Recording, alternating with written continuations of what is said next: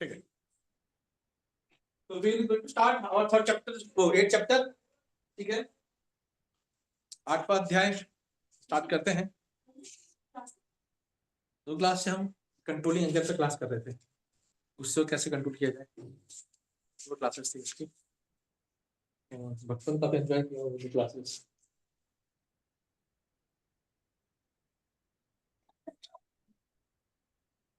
अर्जुन उवाच किं तद्ब्रह्म किम् अध्यात्मम् किं कर्म पुरुषोत्तमम् आदिभूतं च किं प्रोक्तम् आदिदेवं किमुच्यते।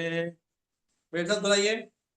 अर्जुन उवाच किं तद्ब्रह्म किम् अध्यात्मम् किं कर्म पुरुषोत्तमम् आदिभूतं च किं प्रोक्तम् आदिदेवं किमुच्यते। अर्जुन ने कहा, हे भगवान, हे पुरुषोत्तम, ब्रह्म क्या है, आत्मा क्या है, सकाम कर्म क्या है, यह भौतिक जगत क्या है तथा देवता क्या है, कृपा करके यह सब मुझे बताइए।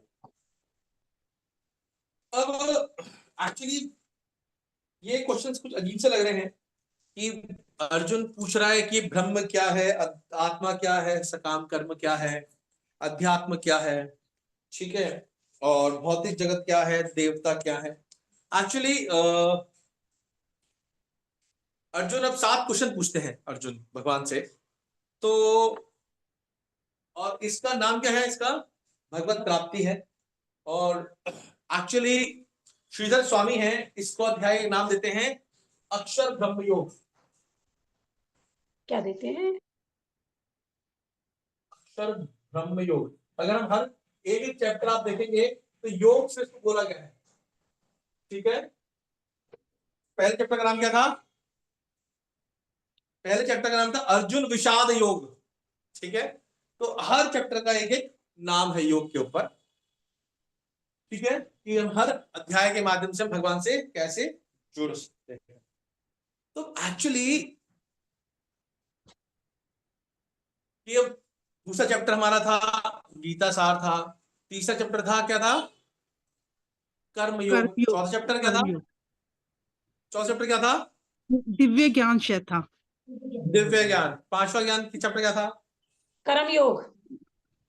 कर्म योग कृष्ण कर्म भावना भावित कर्म कर्म योग। भावना भावित कर्म भावना भावना भावित। भावित कर्म योग। छठा ध्यान योग। ठीक है, तो अब अर्जुन और भगवान बात कर रहे हैं। तो अर्जुन बोलता है भगवान अब कर्मयोग की बात करेंगे, तो स्टार्ट किया। फिर उसके बाद कृष्ण भावना कर्मयोग की बात करेंगे, चलो स्टार्ट करो। अब ऐसे चल रहा था क्या?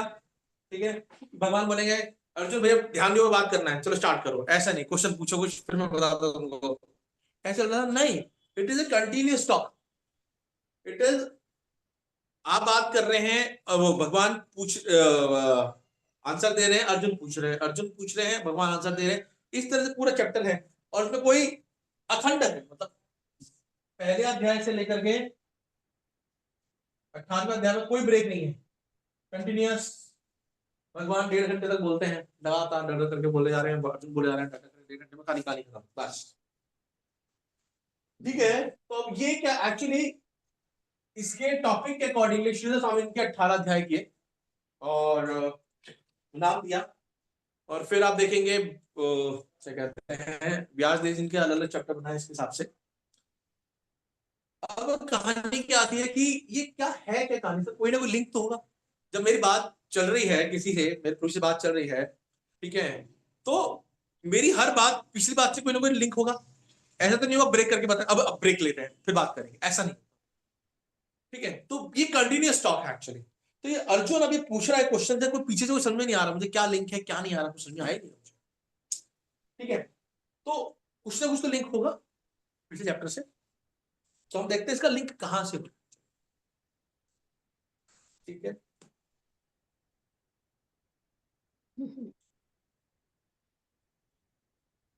एक्चुअली जब भी हम संस्कृत में एक दो चीजें होती हैं इंपॉर्टेंट। ठीक है, कहीं भी हम अध्याय करते हैं या कुछ भी काम करते हैं तो उसको दो तरह से हम उसको ओवरव्यू करते हैं, अवलोकन करते हैं। अवलोकन मतलब क्या होता है? अवलोकन करते हैं। अवलोकन मतलब क्या है? अवलोकन मतलब क्या है? देखना। लेकिन हम अवलोकन मतलब क्या करना है? इसको हम पूरा एक समरी के रूप में देख सकते हैं इसको। ठीक है, तो दो तरह के संस्कृत में अवलोकन होते हैं। कुछ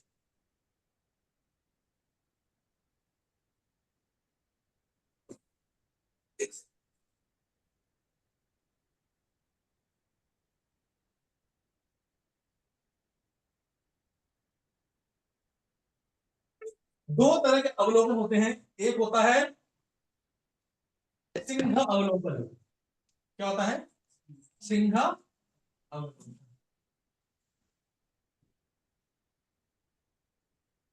और दूसरा होता है हंस अवलोकन, सॉरी विहंगा अवलोकन।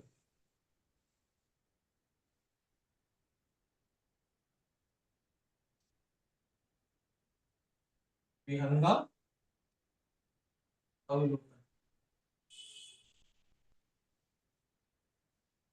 ठीक है, क्या मतलब होता है सिंह अवलोकन और विहंगा अवलोकन? सिंह मतलब क्या होता है? शेर की तरह। शेर आप देखेंगे जब चलेगा क्या चलता है?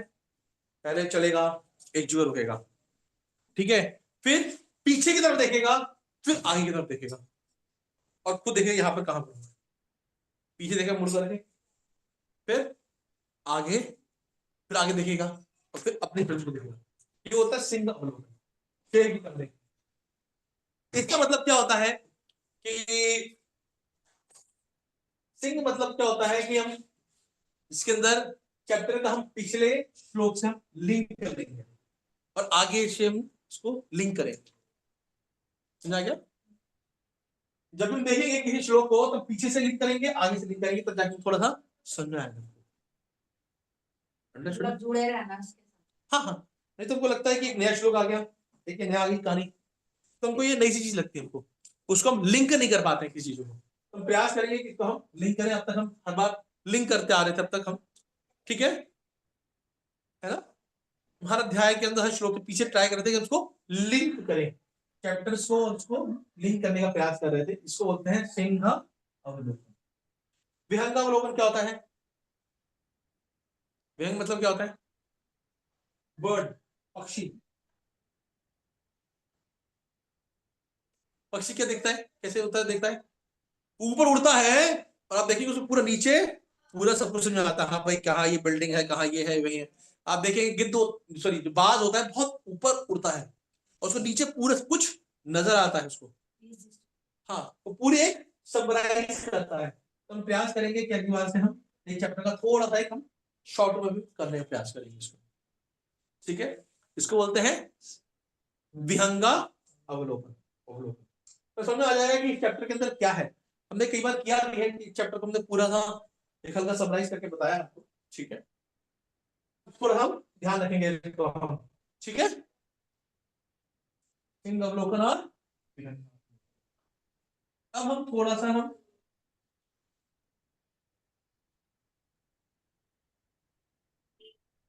बात करेंगे।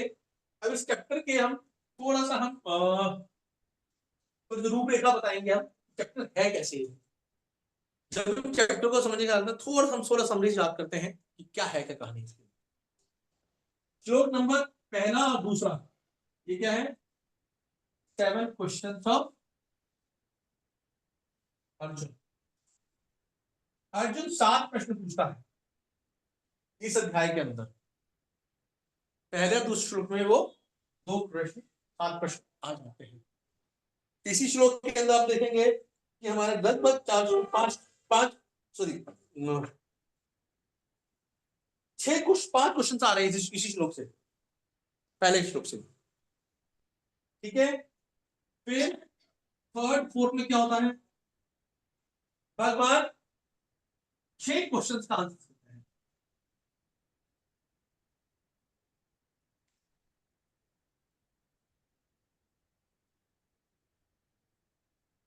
आंसर्स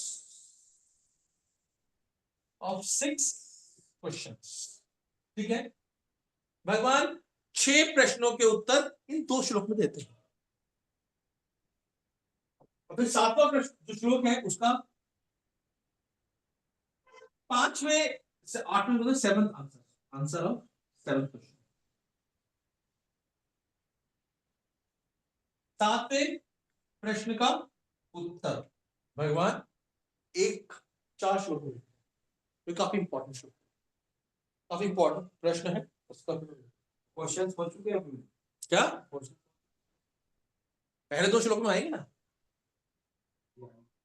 अरे पहला श्लोक लिया अभी ना मैं, ठीक है। फिर उसके बाद आता है 9 से 13, 9 to 14। इन्हीं प्रश्नों का उत्तर आगे बढ़ाते भगवान बोलते हैं कि अगर आप योग मिश्रित भक्ति के द्वारा भगवान का स्मरण करेंगे, क्या होगा? योग मिश्रित भक्ति।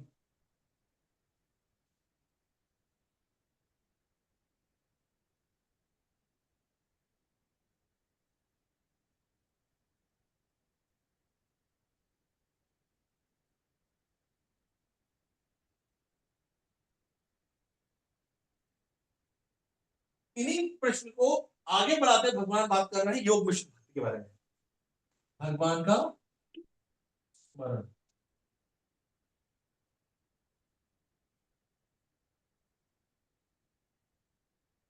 प्रभु जी 9 से 13 के बीच में क्या बताया आपने? योग मिश्रित भक्ति। योग योग भक्ति। मिश्रित मतलब क्या हो गया? कर्म योग और ज्ञान योग के द्वारा हम भगवान की भक्ति करते हैं, या ज्ञान योग, सॉरी ज्ञान योग और भक्ति योग के द्वारा, कर्म योग और भक्ति योग के द्वारा, ठीक है। तो इसके द्वारा मिश्रित हम भक्ति करेंगे भगवान की तो क्या होगा? फिर 14 से 16 तक है, इसके लिए क्या होता है? शुद्ध भक्ति के द्वारा भगवान का स्मरण, ठीक है। शुद्ध भक्ति अगर भगवान का स्मरण करें तो क्या होगा?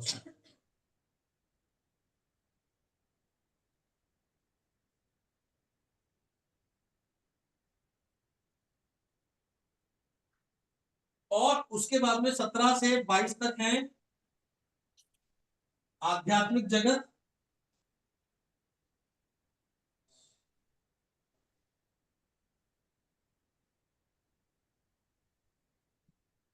आध्यात्मिक एवं भौतिक जगत के बारे में डिफरेंस है।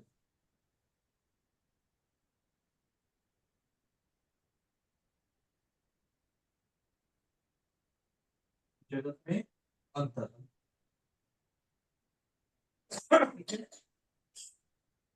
फिर उसके बाद में आता है 23 से लेकर के 28 तक, ठीक है। प्रभु जी आध्यात्मिक के बाद से क्या? आध्यात्मिक और भौतिक जगत एंड हो गया ना, पूरा छोटा लिखना माता जी ना, ऊपर तो बड़ा लेते हमने, ठीक है। या छोटा लिखना, अगली बार छोटा देखेंगे, ठीक है। और आखिरी जो है उसमें देह त्यागने के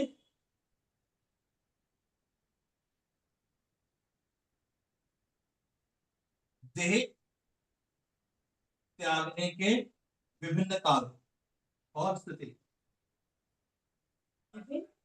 विभिन्न काल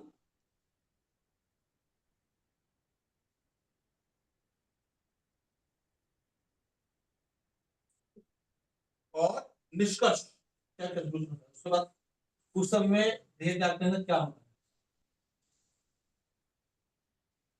इसका मतलब क्या हुआ?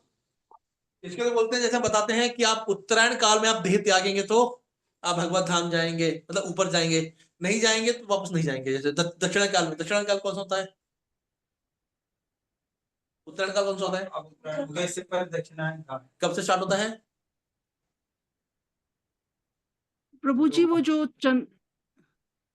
पूर्णमासी के दिन आते हैं वो मेरे ख्याल से उत्तरायण होते हैं, नहीं, और उत्तरायण जो काल अमावस्या के दिन होते हैं वो दक्षिणायन होते हैं। नहीं नहीं नहीं नहीं, एक्चुअली ये होता है कि जब सूर्य उत्तर की ओर आने का प्रयास करता है, उत्तर की ओर आने का प्रयास कब करता है? संक्रांति से। तो संक्रांति से वो उत्तरायण काल चालू हो जाता है। आप देखेंगे भीष्म पितामह ने दक्षिणायन में देह नहीं त्यागा, ही वेटेड टिल 50 days। 50 दिन तक उन्होंने वेट किया और उसके बाद में उन्होंने उत्तरायण काल में आ गया, तब उन्होंने देह त्यागा। हालांकि उनको फर्क नहीं पड़ता, किसी भी काल में भगवान का स्मरण नहीं करते हैं, बट जैसे सेट एन एग्जाम्पल, उन्होंने उत्तरायण काल में देह त्यागा था। समझा क्या? बिठा दो, बिठा दें हम, हाँ जी। लिख लीजिए, बिठा दें हम क्या? हाँ जी। हो गया ऑनलाइन भक्तों का सबका? हाँ जी, हाँ जी, हाँ जी प्रभु जी, हाँ जी। सही भक्त कैमरा ऑन करें प्लीज। ऑनलाइन भक्त सभी कैमरा ऑन करें।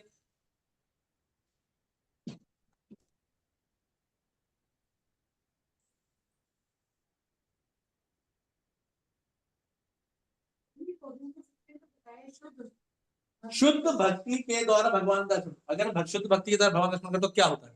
ठीक है, और बिठा रहा हूं, ठीक है।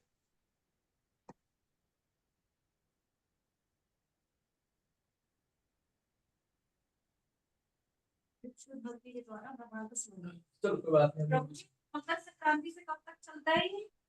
जुलाई तक। जुलाई तक। वही बता रहे थे आप, मतलब हाँ। क्या? इस महीने में दक्षिणायन होता है। देखो आपका 22 जून को सबसे छोटा बड़ा दिन कब होता है? 21 जून को। और सबसे छोटा दिन कब होता है? क्रिसमस, 25 दिसंबर के आसपास। ठीक है, उसके बाद में लगभग कुछ रहता है और फिर वो वापस साउथ तक जाता है, फिर वापस उत्तर की तरफ आना होता है। इसी तरह जब जुलाई के अंदर आता है तो फिर वापस को कौन सा काम है? उत्तरायण। ठीक है, अब प्रभु बात जी करते समझ हैं, में नहीं आया, प्रभु जी क्या समझ बताइए? में नहीं आया, ये उत्तरायण क्या और नहीं है? दक्षिणायन का नहीं समझ में आया। चतुर्मासी हो गया ना प्रभु जी। चतुर्मास मान के चलो तो फिर स्टार्ट हो जाएगा, चतुर्मास से start। दशमी आठ स्टार्ट, पर उसकी अपनी अलग महत्ता होती है, उसके अंदर देह त्याग में बहुत दिक्कत नहीं होती इसमें। समझा क्या? चतुर्मास में भी ये क्या है? अच्छा होता है। अब हम बात करते हैं प्रभु जी समझ में नहीं आया उत्तरायण और दक्षिणायन का। माता जी एक्चुअली क्या होता है कि हमारा जो एग्जाम्पल देते हैं कि आप देखेंगे कि जो पृथ्वी होती है साइंस के अंदर से, कि जब सूरज उत्तर की तरफ होता है तो आप देखेंगे कि दिन बड़े होते हैं और रात छोटी होती है, और नीचे दक्षिण तरफ होता है तो क्या होता है? दिन छोटे होते हैं और रात लंबी होती है। दक्षिणायन और उत्तरायण मतलब क्या होता है कि सूर्य, दक्षिणायन मतलब होता है उत्तर से दक्षिण तरफ जा रहा है, उत्तर से दक्षिण तरफ जा रहा है, और उत्तरायण होता है जब सूर्य दक्षिण से उत्तर की तरफ आवाज लगता है। समझ में आ गया आपको? ये होता है उत्तरायण दक्षिण।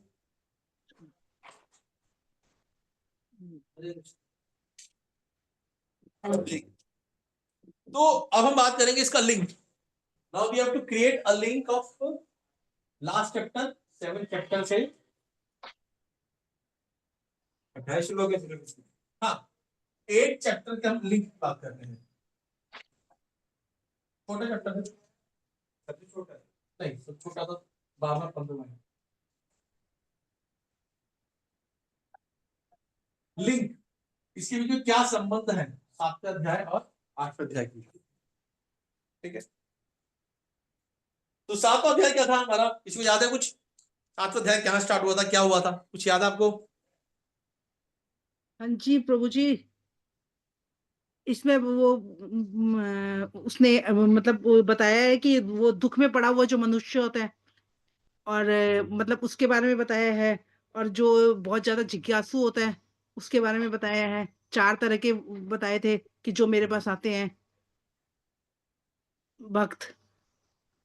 ठीक है, बहुत अच्छा बताया भाई। अब बात हमने बताया था पहले कि हम थोड़ा सा ब्रीफिंग करते हैं इसको। 7वें अध्याय के अंदर भगवान ने स्टार्ट किया था कि 4 प्रकार के लोग जो मेरी शरण ग्रहण करते हैं, किसी तरह शरण ग्रहण करते हैं, शुद्ध भक्त नहीं है वो, शुद्ध भक्त नहीं है, लेकिन वो भगवान की शरण ग्रहण करते हैं। तो भगवान बोलते हैं, उससे पहले बोलते हैं 4 प्रकार के लोग हैं जो भगवान की शरण ग्रहण नहीं करते, पहले वहां से स्टार्ट करते हैं भगवान। ठीक है, कि 4 प्रकार कौन कौन से लोग हैं जो भगवान की शरण ग्रहण नहीं करते हैं। फिर बताते हैं 4 प्रकार के लोग हैं जो भगवान की शरण ग्रहण करते हैं, अभी वो शुद्ध भक्त नहीं हुए हैं, बस भगवान की भक्ति स्टार्ट की है बस। उसके बाद फिर भगवान बात करते हैं कि कौन कौन से लोग हैं जो भगवान की शरण ग्रहण करते हैं लेकिन अच्छी तरह से नहीं करते। भगवान क्या बात करते हैं, देवी देवताओं की बात करते हैं कि लोग जो भगवान की देवी देवताओं की शरण में जाता है वो क्या होता है, वो क्या कहता है उसको, भगवान क्या बोलते हैं उसको, मूर्ख नहीं कहते, अल्प बुद्धि वाला बात कहते हैं, कम बुद्धि वाला व्यक्ति है, ठीक है। और फिर उसके बाद फिर भगवान बात करते हैं ऐसे लोग की क्या दिन चलाएंगे क्या पंप? जो बिल्कुल बुद्धू है, भगवान बोलते हैं अबुद्धि, मूढ़ा, अबुद्धि बोलते हैं, मूढ़ा नहीं बोलते हैं, अबुद्धि बोलते हैं, जिन्हें बुद्धि बिल्कुल नहीं। कौन कौन से लोग हैं जो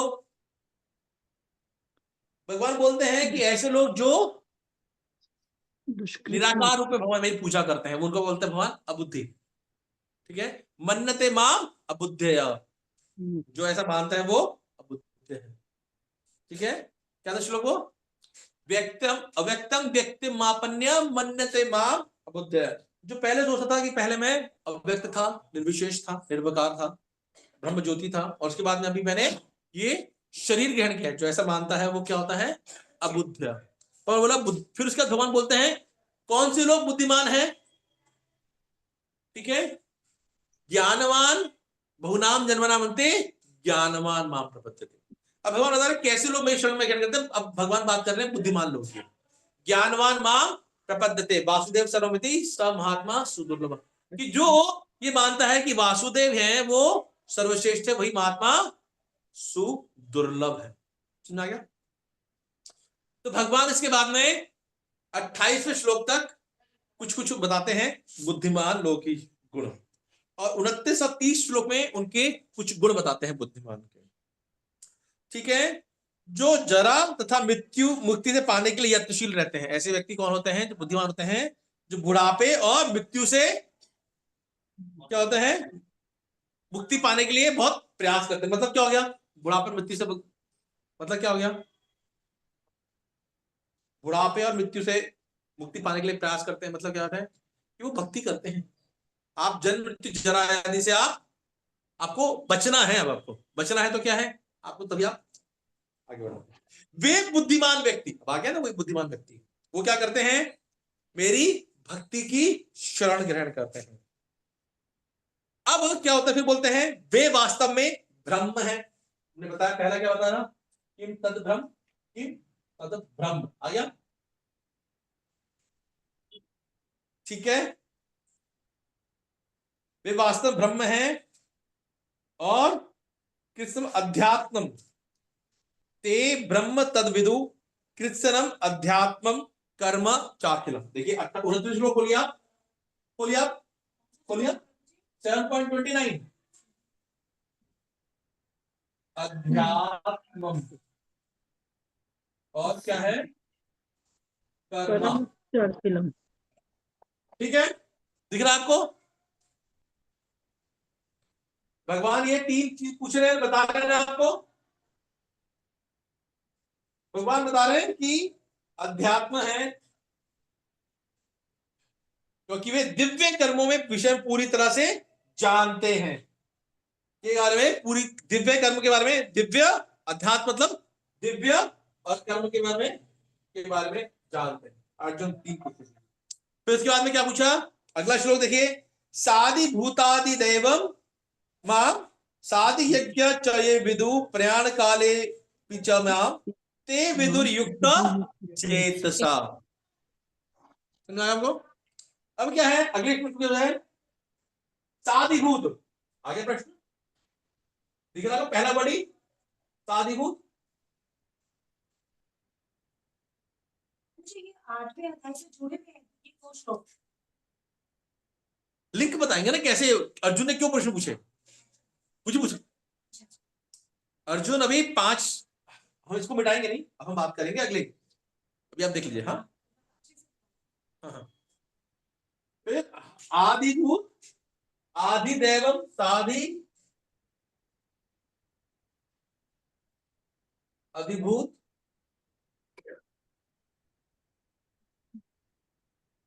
अधिदेवम,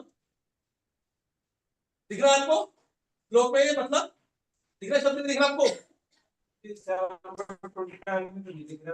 आ जाइए ना, 30 बोल रहा हूं आप। साधि यज्ञम अधियज्ञम, ठीक है, दिख रहा आपको शब्द? और प्रयाण काले माम, ते वे विदुर मृत्यु के समय भी मुझको भगवान को जान समझ सकते हैं। प्रयाण काले,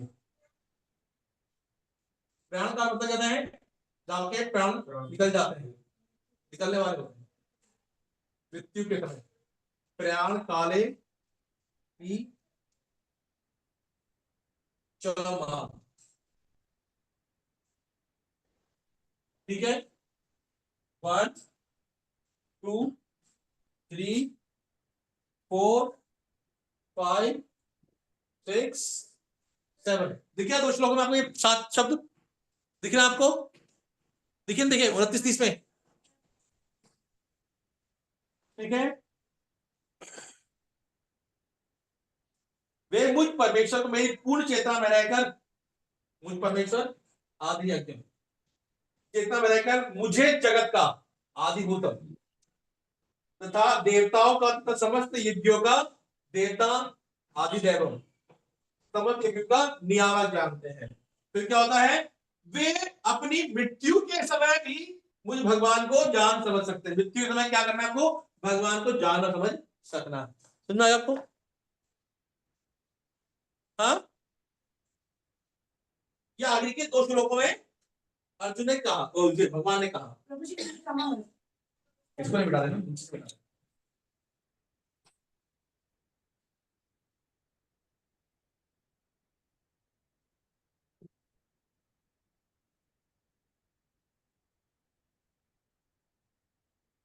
समझ में आएगा आपको? हर एक शब्द का मतलब। अब क्या होता है कि अर्जुन को भगवान ने कह तो दिया, अर्जुन ने पहली बार ये शब्द सुने, तो अर्जुन ने पहले भी सुना होगा, ब्रह्म सुना होगा, ध्यान सुना होगा, कर्म सुना होगा, आदि भूतम सुना होगा, आदि देव सुना होगा, आदि यज्ञ सुना होगा, पहले भी सुन चुके भगवान, ठीक है। इवन गीता के अंदर भी भगवान एक एक शब्द के कई बार अलग मतलब होते हैं, ठीक है।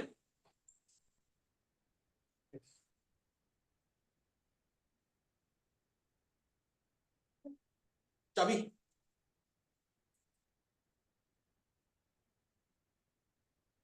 ठीक है। अब आते हैं कि हमने 28-29 श्लोक में समझा कि कैसे व्यक्ति जो भगवान को जानता है, जो बुद्धिमान व्यक्ति है, वो क्या होता है? ऐसा धर्म, ऐसा जीव होता है जिसका एकमात्र कर्म भगवान की भक्ति करना होता है। ये यहाँ पर 29 श्लोक में था। और फिर वो व्यक्ति जो बुद्धिमान व्यक्ति है, वो आदि यज्ञ मतलब भगवान को जानता है। कैसे जानता है? कि वो समस्त भौतिक जगत का संरचना करता है और सभी देवताओं का कंट्रोलर है। ये अर्जुन को भगवान बता रहे हैं 30वें श्लोक में। पिछले पढ़ा था हमने, अब नहीं पढ़ा था आपको थोड़ा सा लिंक करना पड़ेगा अपने आप से, अब भूल गए हैं अलग बात है। और ऐसा व्यक्ति मृत्यु के समय भी मुझे जान सकता है। अब अर्जुन को डाउट हुआ कि ये है क्या कहानी, कहानी है क्या ये? बातें टाइम नहीं होता। अब आप नहीं थे, आप सुन लीजिए ना, लेक्चर सुन लीजिए, ठीक है। लेक्चर सुन सकते हैं पिछला वाला, अगर आपको समझना है तो पिछला वाला मेरा YouTube पे है, तो YouTube पे आप डाल क्या अंडरस्टैंड करना होगा माता, जब जो रिकॉर्ड आ रहा है वो हम कर पा रहे हैं। एक्चुअली क्या इसका रेंज का इश्यूज है, क्या है पता नहीं, यहाँ का रेंज का इश्यूज है पता नहीं, बट बाकी सबको दिखता है, बट यहाँ समझ में नहीं आता, साफ क्यों नहीं आता। अग्री? मतलब ये तीनों का एक ही मीनिंग है। नहीं नहीं, सबका अलग मतलब है, और क्या। अब अर्जुन पूछता है भगवान हमने कह तो दिया, वो समझ में नहीं आया। आप इसका मतलब क्या होता है? ब्रह्म का मतलब आप क्या कहना चाहते हो? ब्रह्म के कई मतलब होते हैं। ब्रह्म का मतलब क्या होता है? ब्रह्म तेज की बात करते हैं, मतलब क्या होता है? भगवान भी हो सकता है, ब्रह्म तेज भी हो सकता है, ब्रह्म मतलब जीव भी हो सकता है, कुछ भी हो सकता है। आप यहाँ किस कॉन्टेक्स्ट में बात कर रहे हैं? तो अब अर्जुन पहले श्लोक का, ये 7 क्वेश्चन यही है जो आपने, बिल्कुल आप देखेंगे यही 7 क्वेश्चन पूछे हैं। किम तद ब्रह्म, पहला क्वेश्चन क्या है कि भगवान ने तो बता दिया, अर्जुन को समझ नहीं आया। हमने फिर से जोड़ देके पूछा इन्हीं को। हाँ हाँ किम तद ब्रह्म कि तद मतलब ये वाला वो वाला भ्रम क्या है, कि मतलब ये भ्रम क्या है, पिछले शुरू बताया ना भ्रम ने, किम तद ये भ्रम जो बताया आपने वो है क्या। फिर किम अध्यात्म, ये ना श्लोक,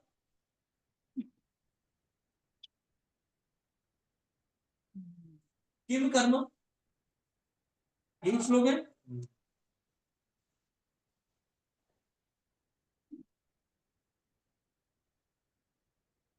ठीक है, और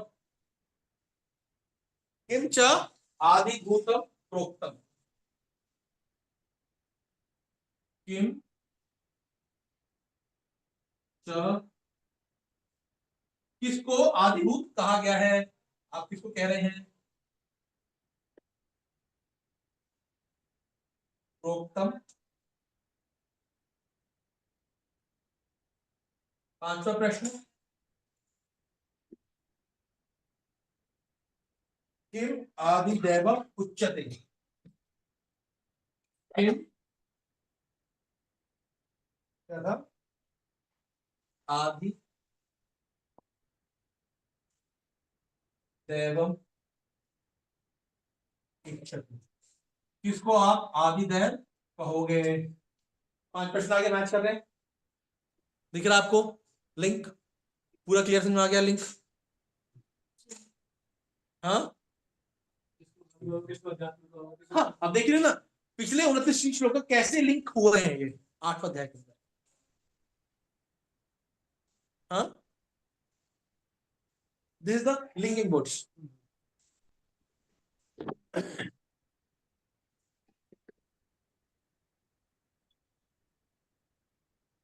ठीक है,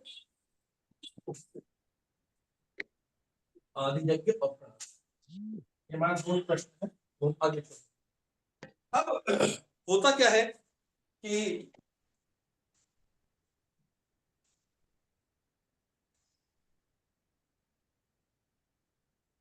परम सत्य ब्रह्म परमात्मा, श्रीमद् भागवतम में कहा गया है परम सत्य ब्रह्म परमात्मा तो भगवान के नाम से भी जाना जाता है। परम सत्य को ब्रह्म भी कहते हैं, परमात्मा भी कहते हैं और भगवान भी कहते हैं। ये श्लोक क्या कर रहे थे? हाँ पहला श्लोक है, अपडेट आता है हर बात, अगला चलते हैं।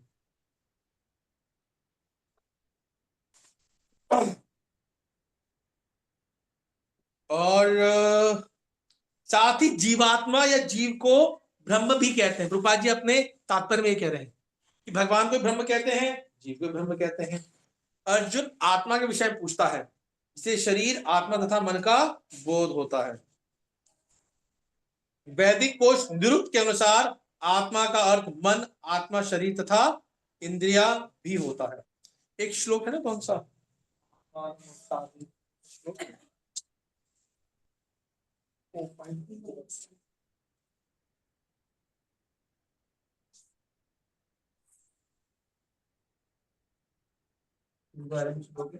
एक, आत्मानुसार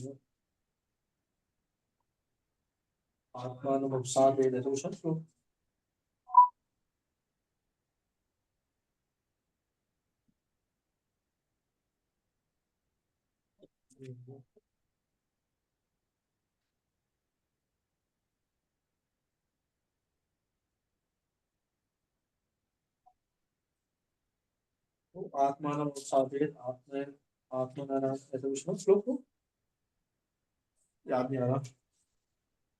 उसी के अंदर आत्मा के भी 5 मीनिंग है, उसी एक श्लोक में आत्मा और आत्मानम बोल रखा है, उसी के 5 मीनिंग बता रखे हैं एक ही श्लोक के अंदर। तो किसको क्या कहोगे आप खुद कंफ्यूज हो जाओगे,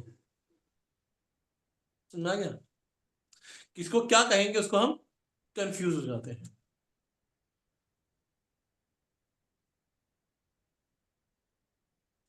ठीक है, कौन सा श्लोक था, भूल गया।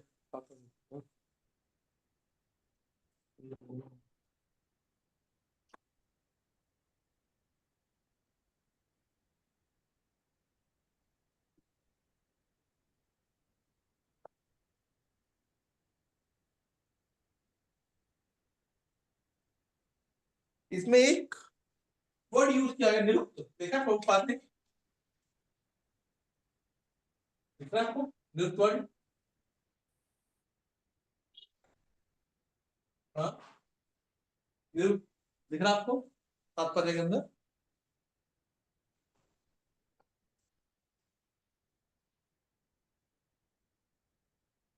दिख रहा है आपको 8.1 के अंदर तात्पर्य के अंदर निरुक्त वर्ड दिख रहा है आपको? हाँ। हाँ? हाँ, क्या होता है क्या निरुक्त?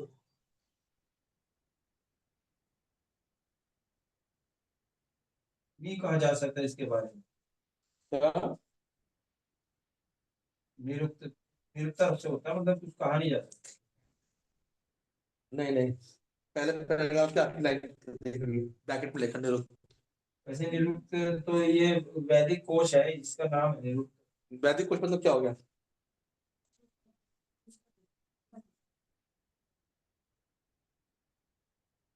दिखा? बात दिख गया आपको? नहीं दिखा? पहले श्लोक का तात्पर्य देखिए, तात्पर्य के अंदर पहला पैराग्राफ देखिए, उसके जस्ट एक ऊपर वाला देखिए। वैदिक कोश के अनुसार आत्मा का मन आत्मा शरीर तथा इंद्रिया भी होता है। दिख रहा माता जी आपको? 8.1 श्लोक माता जी, 8.1 8वें अध्याय का पहला श्लोक। वैदिक कोश का भी लिखा होगा। ये माता जी और भक्तों को मिल गया? सभी भक्तों को ऑनलाइन वाले भक्तों को मिल गया? मिला नहीं मिला? हाँ जी प्रभु जी मिल गया। नहीं मिला? मुझे सब कुछ तो आगे शरीर आगे बीच में पूछ लेता हूं तो सब कंफ्यूज हो जाते हैं, कहाँ देखना है कहाँ नहीं देखना। नहीं नहीं प्रभु जी, हाँ वो तो शुरू में ही मिल गया था जब आपने बोला था, हाँ जब हाँ पहली हाँ। बार आपने। अक्षय प्रभु जी मिला आपको? जी मिल गया प्रभु जी, मिल गया। हाँ, ये नहीं है। रेतवाड़ माता जी आपको बात मिला? रेतवाड़ माता जी आपको मिला? हाँ जी प्रभु जी मिल गया। ठीक है, सबको मिला बाकी को? चल बीच में पूछते रहना चाहिए, एटलीस्ट लोग देखेंगे सही बुक में। ठीक है, निरुक्त मतलब क्या है? हाँ,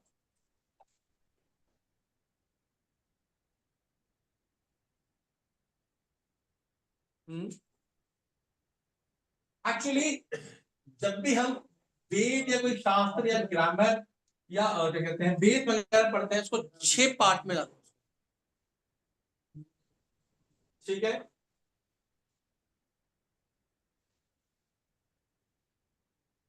पहला होता है 6 होते हैं, याद रहे। एक व्याकरण होता है,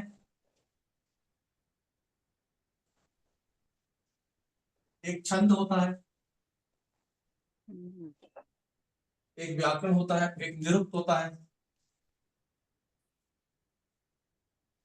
ठीक है, छंद व्याकरण निरुक्त, छंद निरुक्त व्याकरण और संधि समास। नहीं तो भूल गया मैं, बता दूं अगली बार, मैं देख कर भूल गया मैं भी। ठीक है, एक्चुअली छंद क्या होता है? हाँ,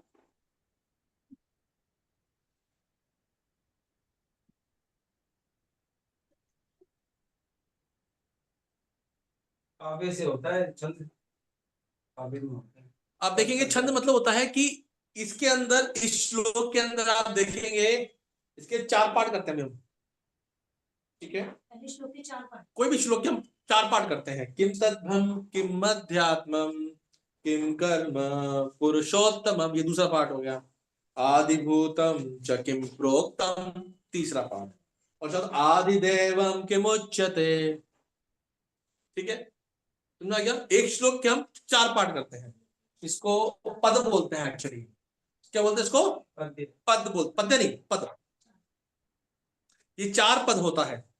ठीक है, एक कोई भी श्लोक में 4 पद होते हैं, और किस पद में कितने अक्षर होंगे ये आता है छंद से पता लगता है। ठीक है,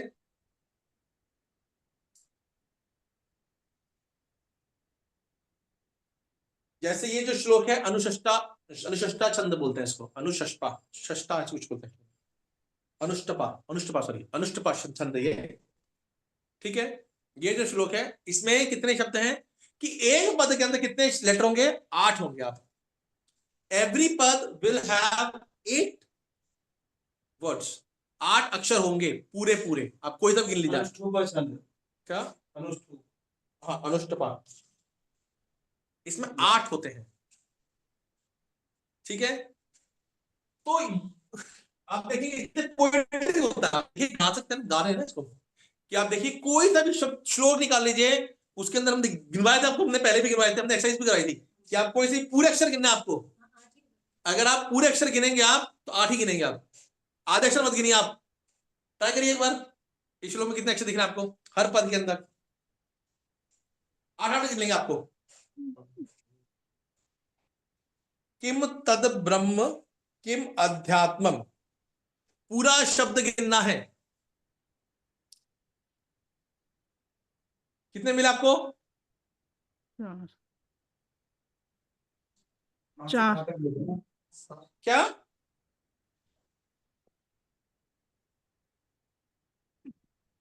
4 मिले प्रभु जी। 4 पद नहीं, एक पद में कितने अक्षर हैं?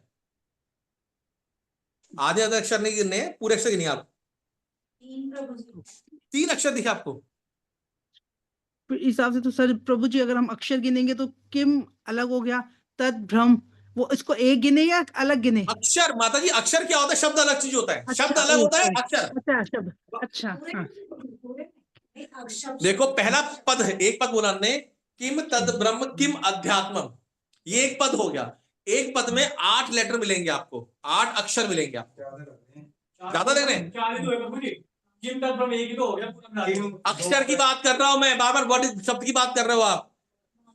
अक्षर, अक्षर, अक्षर पता क्या होता है? हाँ जी प्रभु, 1 2 3 4 6 7, हाँ जी प्रभु जी 8 है। 8 देखिए, 1 2 नहीं समझ आया? 3 4 5 एक हो गया था, 6 एक 7। अलग अलग शब्द बोल हाँ रहे जी हैं प्रभु जी 8 है, हाँ जी प्रभु जी 8 है। नहीं आया समझ में किसी को? ना। 7 आ आपको गया 7 प्रभु लग जी। रहे हैं? प्रभु जी 1 का हो गया, 1 का हो गया प्रभु जी, 1 का हो गया, 1 का हो गया, 1 का हो गया। आप देखिए, सुनिए मेरे सामने, सुनिए मैं बोलता है किम, एक की और माँ आ गया, ठीक है। 1 मिनट को, तो की तो है पूरा, मैं आधा, तो आधा अक्षर हमने काट दिया, किम मतलब एक ही हुआ अभी। फिर आया तद ब्रह्म, तो त पूरा है, द के नीचे हलन लगा हुआ है, हलन दिखा है वो, द के नीचे हलन मतलब आधा अक्षर है वो आधा कट गया।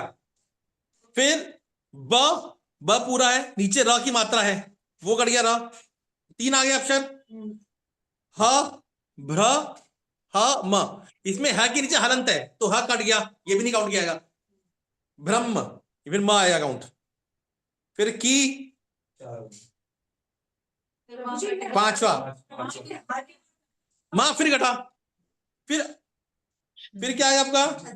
अध्यात्म में आ आएगा, अ कंप्लीट हो गया, आधा ध कट गया, या आ गया, फिर म, दिख रहा है आ गया, ठीक हो गया। ठीक है, समझ में आ गया। समझ में आया नहीं आया? किसी को डाउट है कुछ? आगे अब इससे आगे क्या 8 गिनवा, वो आप गिनो, सब मैंने गिनाऊंगा क्या? हाँ अंडरस्टैंड करिए थोड़ा सा, जब एक्चुअली जब हम इस तरह से पढ़ेंगे तो आपको श्लोक को प्रोनाउंस करना आसान होता है। जब भी हम प्रोनाउंस करते हैं तो हमें पद को एक साथ जोड़ना होता है, हमको पता नहीं कौन सा शब्द साथ जोड़ना है, कौन सा पीछे जोड़ना है। प्रभु जी, जो पुरुषोत्तम है इसमें ता के ऊपर वो लगा हुआ है, तो ये माना जाएगा कट आधा त और त होता है, इसका मतलब पुरुषोत्तम, तो फिर आधा त कट जाएगा, त एक ही होगा। ठीक है। समझ में आ गया?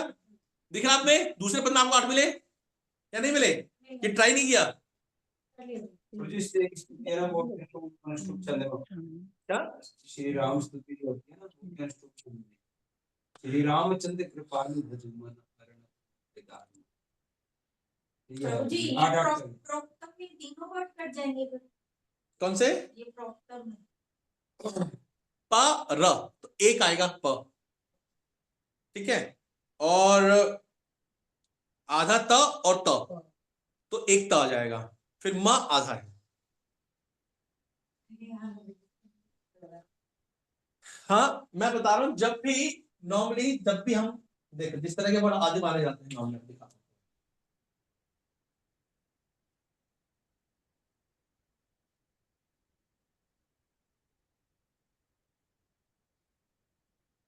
देखिए जब भी कोई भी वर्ड नीचे हलंत आएगा वो आधा माना जाता है, जाना क्या? आधा घंटा का।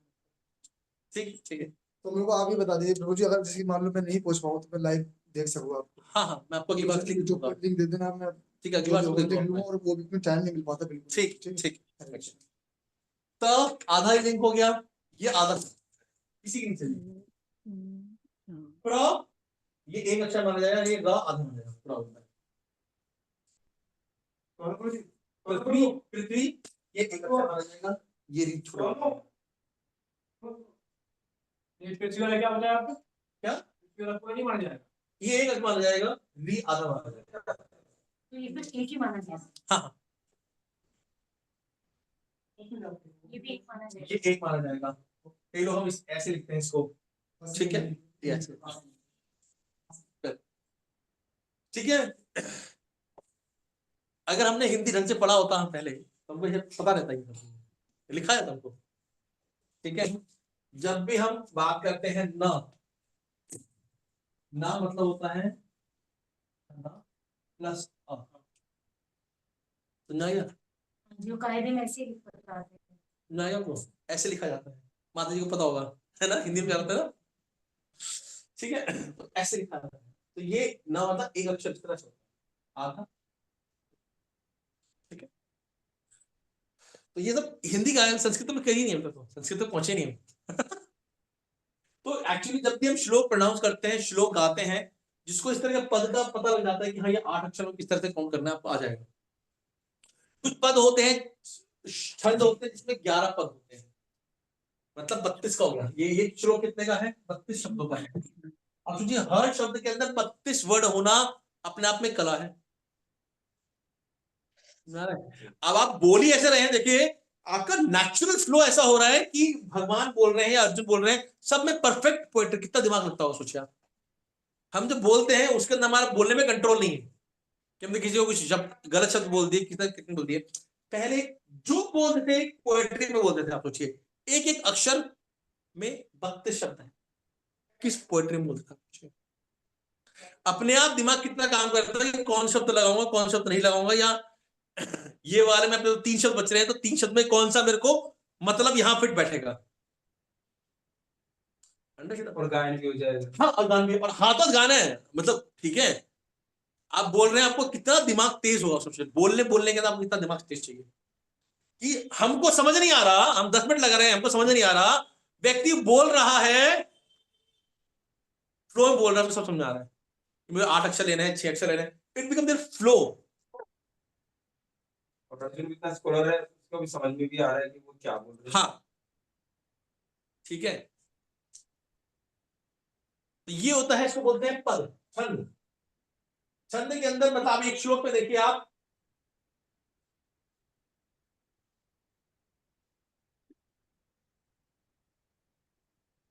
आठ का एक पद हो गया, मतलब 32 का श्लोक हो गया, 11 का पद हो गया, 44 का हो गया, 13 का हो गया, 52 का हो गया श्लोक, और 18 का हो गया, तो कितना होता है 72 का, और भी कुछ 13 15 17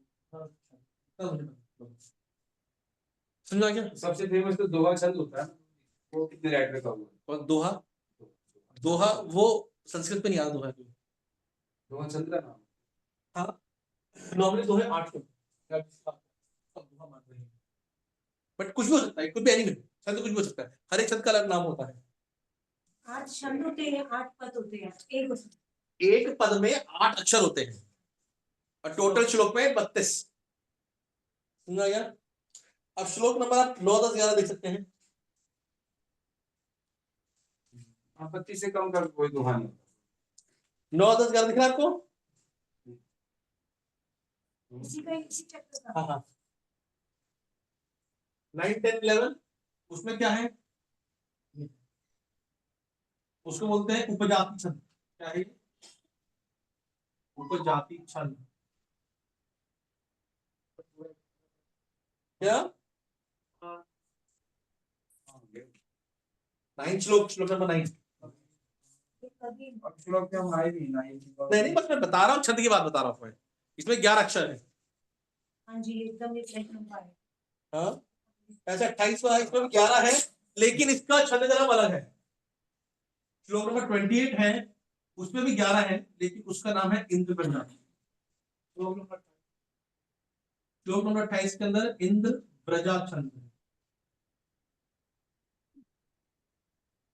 ठीक है, तो छंद थोड़ा याद है, तो बता रहे हैं आपको कि छंद क्या होते हैं। थोड़ा सा बता आपको, सिर्फ पद होते हैं। मुझे 9वें श्लोक में कौन सा छंद बता रहे हो आप? उपजाति। उपजाति छंद। और इस श्लोक में इंद्र प्रजा, इंद्र वज्रा, इंद्र वज्रा। ठीक है, तो एक होता है छंद, फिर होता है ग्रामर, निरुक्त पद होता है कि इस शब्द का कहां क्या मीनिंग होता है। समझा क्या? यहां बात निरुक्त की हो रही है ना। मतलब ग्रामर। नहीं शब्द का मीनिंग शब्द का यहां पर क्या मतलब है, समझा क्या? यहां पर हमने जैसे बताया भ्रम की बात कर रहे हैं, तो यहां पर इस भ्रम का क्या मतलब है, वो होता है निरुक्त। समझा गया? शब्द का हाँ, यहाँ इस श्लोक के अंदर इसका क्या मतलब होगा? भगवान होगा, ब्रह्म तेज होगा, ठीक है, जो अर्जुन पूछ रहे हैं कोई भी कह रहा है, मैं ये नहीं कह रहा, कोई भी अगर श्लोक कह रहा है, यहाँ पर इस शब्द का निरुक्त मतलब क्या होता है? शब्द हाँ, इस शब्द का क्या मतलब, यहाँ पर क्या मतलब है, इसको निरुक्त बोलते हैं इसको। इसलिए क्या बोले प्रभुपाद जी ने? शब्दकोश निरुक्त, वैदिक कोश निरुक्त। अंडरस्टूड? टाइम क्या हो गया?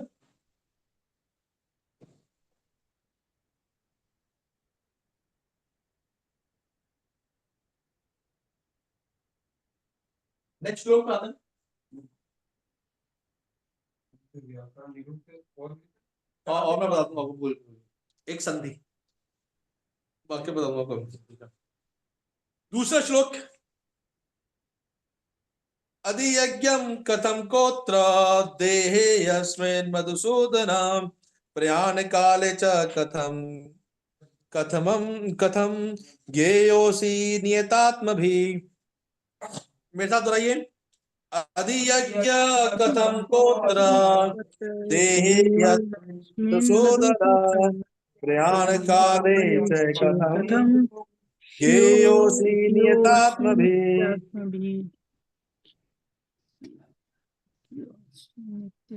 हे मधुसूदन, यज्ञ का स्वामी कौन है? कहां तक पहुंच गए थे हम? छठा श्लोक, आदि आदि यज्ञ। किम? आदि यज्ञ, आदि यज्ञ, अधियज्ञ कथम को। ठीक है,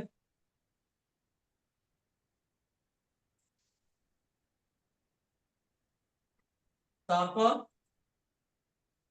प्रयाण काले च कथम ज्ञेयोऽस्मि।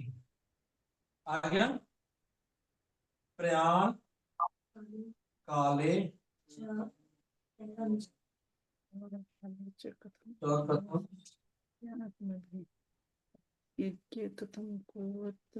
देहेऽस्मिन् मधुसूदनम्। ज्ञेयोऽसि। ठीक है, तो यहां पर आप देखिए कि 7 पता लगा, पहले 7 का युद्ध बताया था अर्जुन को प्रयाण काले और आदि यज्ञ आ गया। 7 प्रश्न का लिंक समझ में आ गया आपको कि 29-30 से ये कैसे अब अर्जुन पूछ रहा है। बस ये हम लिंक समझा रहे हैं उसको, क्योंकि आप जब तक लिंक समझेंगे एक चीज को तब आपको समझ नहीं आएगा। हो जाता है श्लोक थोड़ा समझ में आ जाए, जब तक हम गीता समझ आए तो पहले हमको प्रयास करना चाहिए कि हम कैसे इसको लिंक कर पाएंगे। ठीक है। इसमें पूछता है यज्ञ का स्वामी कौन है? आदि यज्ञ प्रथम, यज्ञ का स्वामी कौन है और वह शरीर में कैसे रहता है? शरीर में कैसे रहता है? भगवान कहाँ रहते शरीर के अंदर? ये भगवान पूछ रहे हैं, अर्जुन पूछ रहे हैं। और मृत्यु के समय भक्ति में लगे रहने वाले आपको कैसे जान पाते हैं? मृत्यु के समय भगवान ने स्पेशल बार पूछ रहे हैं, प्रयाण काले भी, हर बार बात कर रहे हैं मृत्यु के समय मैं कैसे आपको जान सकता हूं। भक्ति में कोई लगा हुआ है, मृत्यु के समय भक्ति में आपके साथ कोई लगा हुआ है, तो मृत्यु के समय वो कैसे आपको जान सकता है? तो ये 7 प्रश्न है, इनका 7 का पिछले बार से पूरा लिंक बैठ गया आपको 29-30 से। अंडरस्टूड? हाँ, तो अब भगवान उत्तर देंगे।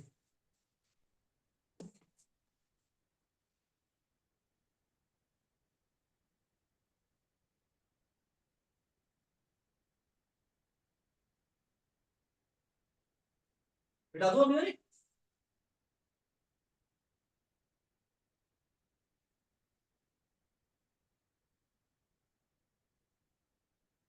थोड़ा डिफिकल्ट होगा बट प्रयास करेंगे, सब कुछ आएगा। आई रिक्वेस्ट टू एवरीवन कि क्लास में से पहले पढ़ के आए, थोड़ा सा हमें समझ में आसानी होगी। और क्लास के बाद भी आप हमारे पूरा हफ्ता इसको पूरा ढंग से रिवाइज करने के लिए, ठीक है। क्लास में से पहले हमको आधा एक घंटा हमको एक बार रीड करना है, आगे 5 श्लोक 6 श्लोक 7 श्लोक, तो हमें जो बोला जाएगा वो समझ में आएगा एटलीस्ट। पिछली बार क्या पढ़ाया था वो आप एक हफ्ते में पढ़िए, उसको ढंग से पढ़िए और उसको हम आने से पहले पर आगे श्लोक को पढ़ने पहले हमने बोला था कि अगर हम पढ़ के आएंगे तो हमें समझ में आएगा। कौन पढ़ के आया आज? संस्कृत पढ़ लिए? 3 हफ्ते हो गए हमको छोड़े हुए। हाँ हाँ, अब लिंक कर रहे हैं, अभी तक समझना है आपको कि हम लिंक कर रहे हैं। प्रभु जी पढ़ते तो है लेकिन समझ नहीं आता। प्रभु जी पढ़ते तो है लेकिन समझ नहीं आता। पढ़ते तो है लेकिन समझ नहीं आता। थोड़ा पढ़िए आप, नोटबुक साथ में होगी ना माता जी। ऐसा कीजिए, हम यही कहते हैं कि आप जैसे आज जो पढ़ाए जाएंगे आगे 7 श्लोक पढ़ के आइए, 5 to 7 श्लोक का। प्रभु जी मैंने और उसके पढ़ा अंदर हुआ कुछ समझ में नहीं आएगा आपको, पर थोड़ा समझ में आएगा आपको। जब मैं बात करूंगा आपसे तो आपको थोड़ा ज्यादा समझ में आएगा आपको। हाँ, प्रभु जी मैंने पढ़े थे आज कल ये श्लोक सारे। हाँ हाँ, लेकिन प्रभु जी वही है कि मतलब अच्छी तरह से डिटेल में कुछ समझ नहीं आता। पढ़ तो लेते हैं, रीड तो कर लेते हैं। हाँ माता जी समझ रहे हैं, अच्छी बात है, आप प्रयास कर रहे हैं। हम कुछ चीजें समझ में नहीं आई पर कुछ ना कुछ हमको समझ में आएंगे धीरे धीरे करके। जब क्लास में पढ़ेंगे तो आपको याद आएगा, अरे मैंने ये तो पढ़ा था उधर, अब समझ में आया मुझे इसका मतलब क्या था, उस समय समझ में आया नहीं मुझे। ठीक है, बट हमारी ग्रास्पिंग पावर अच्छी हो जाएगी। अभी आपको जो समझ में नहीं आ रहा, अभी सबके फेसेस एब्सेंट माइंड जैसे लग रहे हैं मुझे, चाहे ऑनलाइन हो या ऑफलाइन हो, सबके चेहरे पर है ना 12 बजे पड़े अभी।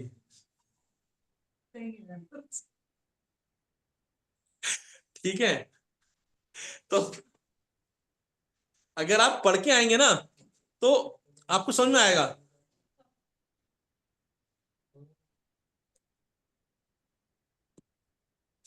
ठीक है, और तात्पर्य देखेंगे हम एक बार थोड़ा सा। हाँ, इसमें एक शब्द का यूज हुआ है, हे मधुसूदना, दिख रहा है आपको? पहले अक्षर श्लोक की आखिरी शब्द है, श्लोक के पहले लाइन का आखिरी शब्द है मधुसूदना। हाँ, तो एक्चुअली आप देखिए कि हर जगह जो भगवान या अर्जुन कोई भी उपमा देते हैं उसका एक परफेक्ट मीनिंग होता है। जैसे पहला श्लोक नंबर 1 था, उसमें अर्जुन क्या कह रहे हैं और भगवान क्या बोल रहे हैं? पुरुषोत्तम बोल रहे हैं। पहला श्लोक देखिए आप, श्लोक नंबर 1 पुरुषोत्तम। 8.1 का आप देखेंगे पुरुषोत्तम लिखा, आखिरी शब्द। हाँ, पहले का पुरुषोत्तम मतलब क्या है कि भगवान you are supreme personal God है, आप पूर्ण पुरुषोत्तम भगवान हैं, आप मेरे दोस्त नहीं हैं। ये तो दोस्त ही पहले, बट अब अर्जुन कह रहा है भैया आप जो बोल रहे हैं परफेक्ट है, आप पुरुषोत्तम हैं, आप भगवान हैं, और दोस्त उस समय नहीं है। We are not the friend. गुरु की तरह पूछ रहे हैं वो उससे, भगवान से अर्जुन इस तरह पूछ रहे हैं कि आप गुरु हैं। परफेक्ट, हर जगह परफेक्ट मीनिंग होता है उसका। जैसे इस श्लोक में बताया गया मधुसूदना, दूसरों में। मधुसूदन मतलब क्या होता है कि मधु मधु कौन थे? असुर थे। राक्षस थे। मधु कैट अब दो मारे, ऐसे कुछ था ना, सुरवहीन देवी माता जी की आरती माता कुछ था, है ना? तो एक्चुअली मधु को किसने मारा था? भगवान ने मारा था, विष्णु ने मारा था।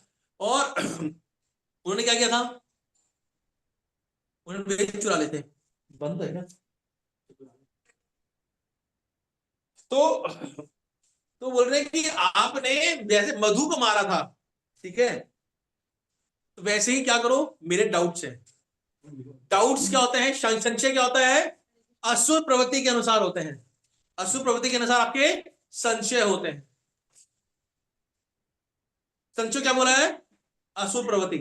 हमारे डाउट्स हैं, मतलब बोलो आप इतने बड़े, वो तो अर्जुन इतने बड़े पंडित हैं, इतने बड़े भक्त हैं, उनको ये डाउट नहीं होनी चाहिए। बट बोल रहे हैं कि आप मेरे डाउट को उस तरह मारो जिस तरह से आपने मधु को मारा था, ठीक है।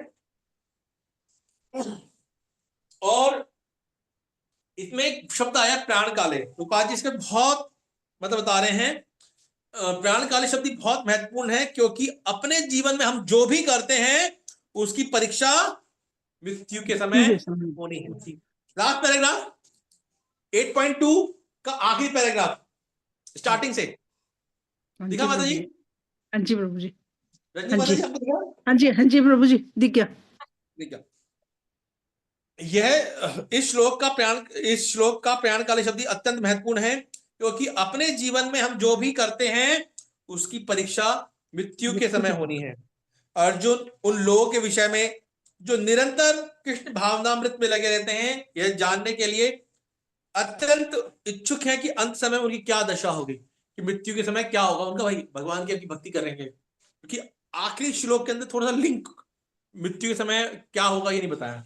मुझे याद करते हुए ऐसे बोला, याद करके क्या होगा भाई आपको, ये नहीं पता लग रहा अभी अर्जुन को, डाउट में है कि भाई आपको जान करके, आपको याद करके मृत्यु के समय क्या होगा। तो इसके बाद में वो अर्जुन पूछ रहे हैं कि मृत्यु के भक्ति में लगे रहने वालों को आपको कैसे जान पाते हैं, ठीक है। मृत्यु के समय शरीर के सारे कार्य रुक जाते हैं, मन सही दशा में नहीं रहता। इस प्रकार शारीरिक स्थिति बिगड़ जाने से हो सकता है कि मनुष्य परमेश्वर का स्मरण ना कर सके। आप देखेंगे कि जब भी व्यक्ति वृद्ध हो जाता है तो उसको अलग अलग से विचार आते हैं, अलग से बहकी बहकी सी बातें करता है, ठीक है, और उसके अंदर दिमाग उसका संतुलित नहीं रहता है, ठीक है, उसका दिमाग संतुलित नहीं रहता है, और उसको ये कफ पित्त वायु होता है हमारे शरीर के अंदर, लगभग थोड़े ऊपर नीचे चलते हैं, इसमें ये और भी वृद्धावस्था है, ये और भी गड़बड़ हो जाता है इनका। हमारे गले के अंदर आवाज नहीं निकलती हमारी, अब एक कफ हमारे ज्यादा हो जाता है, बुढ़ापे में हमारा कफ बहुत ज्यादा हो जाता है, हमारी गले से आवाज निकलती नहीं है। तो इस पर कृपा जी कुलशेखर महाराज कुलशेखर बहुत सुंदर श्लोक बोलते हैं हमेशा, ठीक है, याद नहीं आ रहा श्लोक मुझे, क्या मुकुंद महाराज कृपा जी बहुत बार लेते थे उसको, मैं भूल गया उसको बुक लाना, ठीक है। इसके अंदर बता रहे हैं, उसके अंदर भक्त बोलते हैं महाराज बोलते हैं क्या नाम है, कुलशेखर, कि हे भगवान आप मुझे अभी उठा लो, अभी मुझे मृत्यु दे दो, अभी मेरा शरीर प्रॉपर है, मैं आपका नाम स्मरण कर सकता हूं, बुढ़ापे में शायद मेरा गले में कफ पात हो जाए और मैं आपका नाम नहीं दे पाऊंगा, पूज्य से पहले क्या है कि हमें उठा लो। तो ये कुलशेखर महाराज का ये ऐसा भाव है कि हे भगवान मैं पूर्ण सत हूं, अच्छा हो मेरी मृत्यु समय हो जाए, जिससे मेरा मन रूपी हंस आपके चरण कमलों रूपी नाल में भीतर प्रविष्ट हो सके, ठीक है।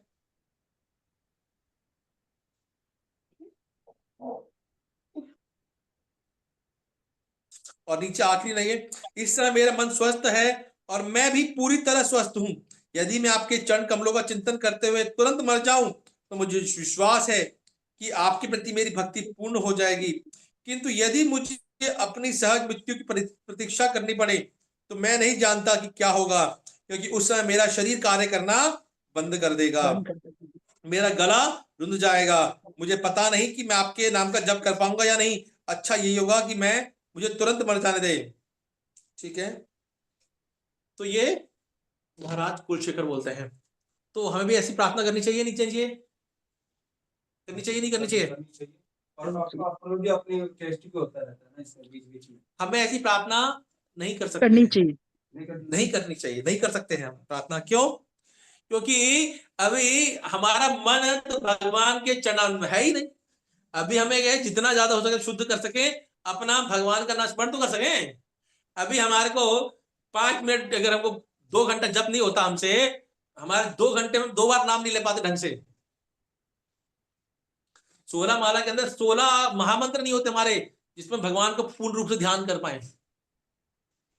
ठीक है, तो हमें प्रयास करना चाहिए कि हमारी वो स्थिति नहीं है जो महाराज कुलशेखर की थी।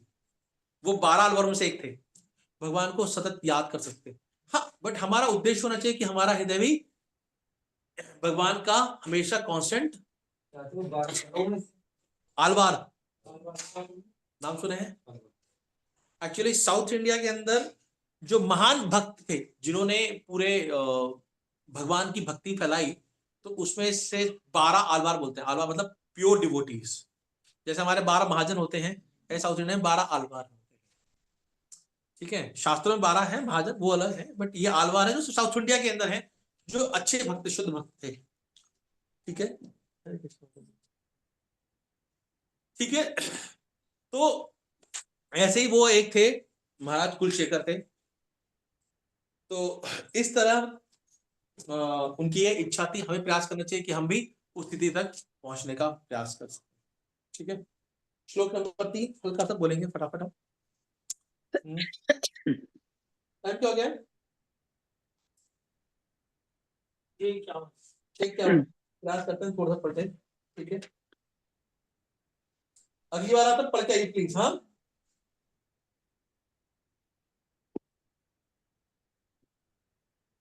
श्री भगवान उवाच अक्षरं ब्रह्म परमं स्वभावोऽध्यात्मं मुच्यते भूत भावोद्भवकरो विसर्ग करम संज्ञता। मेरे साथ दोहराइए। श्री भगवान उवाच अक्षरं ब्रह्म परमं स्वभावोऽध्यात्मं मुच्यते भूत भावोद्भवकरो विसर्ग करम संज्ञता। अनुवाद। भगवान ने कहा, अविनाशी और दिव्य जीव ब्रह्म कहलाता है और उसका नित्य स्वभाव अध्यात्म या आत्म कहलाता है। जीवों के भौतिक शरीर से संबंधित गतिविधि कर्म या सकाम कर्म कहलाती है। तो इस श्लोकों में हमें कितने उत्तर मिलेंगे हमको? इस श्लोक में हमें 8.3 में हमें 3 आंसर मिल रहे हैं हमको। आपने 6 क्वेश्चन आंसर मिल गए इसमें तीसरे और चौथे के अंदर ना, तीसरे और चौथे के अंदर हमें 6 क्वेश्चन के आंसर मिलेंगे। तीसरे में 3 और चौथे में 3 प्रश्नों के उत्तर मिलेंगे। 7 क्वेश्चन पूछे अर्जुन ने 2 श्लोकों में। ठीक है, तो पहले श्लोक में अर्जुन ने पूछे 5 और आगे में 2। इसी तरह भगवान आंसर देंगे, पहले 3 का उत्तर देंगे तीसरे श्लोक में, बाद के 3 देंगे चौथे श्लोक में, और 7वें श्लोक का जो सबसे इंपॉर्टेंट है कि मृत्यु के समय अगर हम भगवान को याद करें तो क्या होगा, उसको भगवान 4 श्लोकों में उत्तर दे रहे हैं। ठीक है, इसमें क्या 3 के उत्तर इसमें 3 के उत्तर इसमें आ गए। ठीक है, भगवान बोल रहे हैं अक्षरम ब्रह्म परमम, कि एक तो जो ब्रह्म है वो क्या है? अक्षर है, अक्षरम परमम, और फिर क्या है? ब्रह्म। अक्षर मतलब क्या होता है? अध्यात्म। क्या? अक्षर मतलब होता है जिसका क्षय नहीं होता, जो कभी मरता नहीं है, अविनाशी। अविनाशी। परम मतलब क्या होता है? दिव्य। हाँ, दिव्य। दिव्य मतलब, और इवन आप देखेंगे परम, परम मतलब द बेस्ट। ठीक है, तो एक तो परम नॉर्मली यूज किया जाता है, भगवान के लिए यूज किया जाता है नॉर्मली, परमात्मा, पर ब्रह्म, ठीक है। तो परम मतलब हमेशा सुप्रीम, जैसे ना अंग्रेजी के अंदर होता है गुड बेटर बेस्ट, होता है ना, तो ये सुपरलेटिव डिग्री बोलते हैं इसको, ये बेस्ट है। तो जीव है, अब ब्रह्म है, ये भगवान भी हो सकता है, हमको समझ नहीं आएगा तो, पर यहां पर बात कर रहे हैं भगवान जीव, अक्षरम, ये जीव। आप देखेंगे भगवान क्या बोलते हैं कि आत्मा ना मरती है ना, ठीक है, मर जाती है। अजोयम नित्य शाश्वतोयम पुराणो, हाँ, अन्यते हन्य माने शरीर, शरीर मर जाएगा लेकिन आत्मा, ठीक है। और एक्चुअली परम मतलब क्या है, ये भौतिक से बढ़िया है, भौतिक प्रगति से, क्या है भौतिक प्रगति हुई,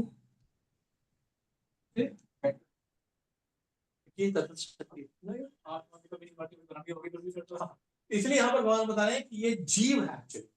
अब देखिए अनुवादित पंडित प्रभात क्या करते हैं, अविनाशी तो दिव्य जीव ब्रह्म कहलाता है, सुना गया।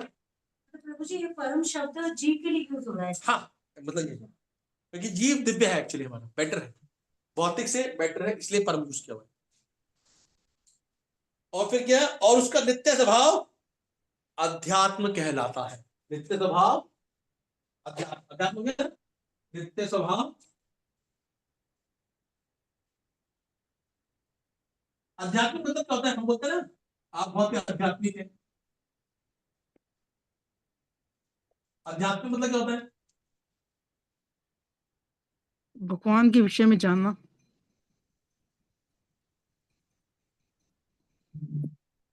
भगवान के विषय में जानना, सही है, बट थोड़ा सा और डिटेल में, अपने आप को जानना, अपनी आत्मा को जानना।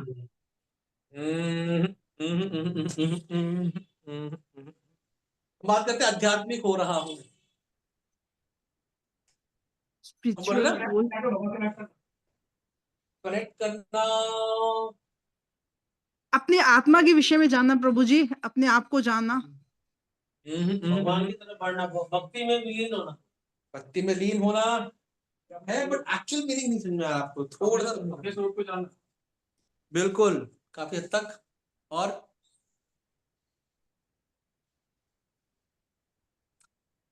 एक्चुअली देखिए अध्यात्म मतलब होता है कि मेरा स्वभाव को जानना, मेरा स्वभाव शरीर नहीं है, मेरा स्वभाव क्या है, आत्मा का।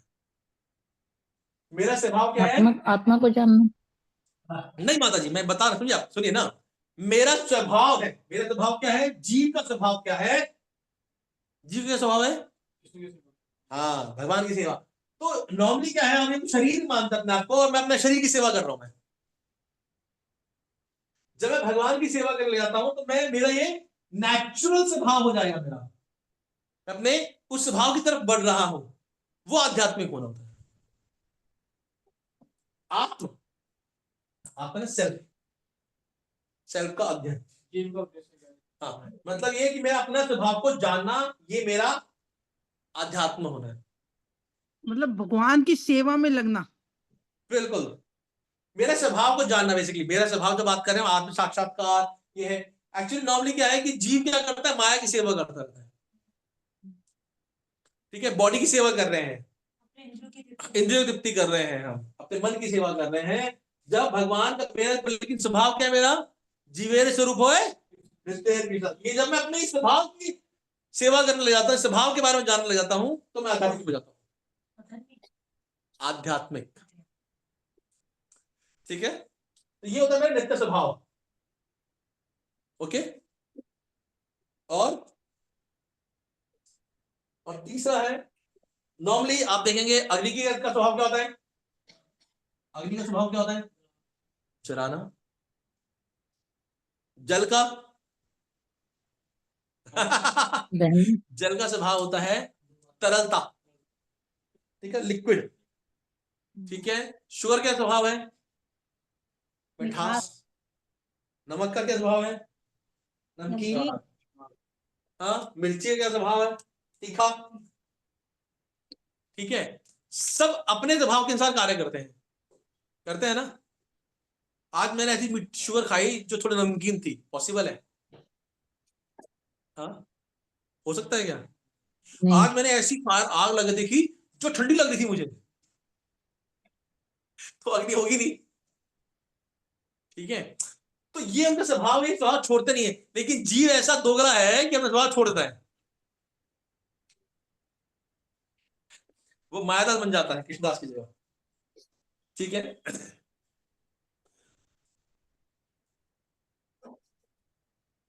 और अब बात करें कर्म के बारे में।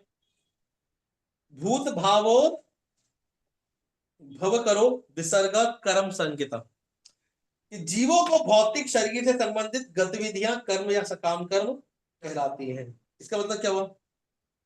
कर्म मतलब हमने बहुत बार पढ़ चुके हैं ना, थर्ड चैप्टर, फोर्थ चैप्टर, वहां पर अलग अलग कुछ परिभाषा दी गई, थोड़ी अलग ही है, बहुत ही अलग है। आप देखेंगे, पर यहाँ प्रभुपाद जी स्पेशल लिख रहे हैं सकाम कर्म बात कर रहे हैं। कर्म या सकाम कर्म कहलाते, मतलब क्या हुआ?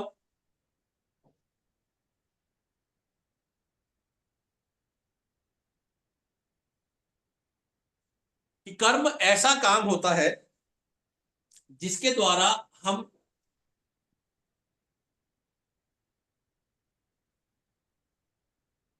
हमें विभिन्न भौतिक चीजों के द्वारा हम भौतिक शरीर की संरचना करते हैं। समझा है? नहीं है?